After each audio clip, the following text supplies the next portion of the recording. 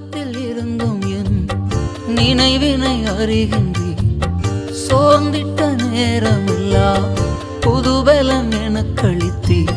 தூரத்தில் இருந்தும் என் நினைவினை அறிகின்றீர். சோர்ந்திட்ட நேரமெல்லாம் புதுபலம் எனக்களித்தீர். கண்ணீரை கணக்கில் வைத்து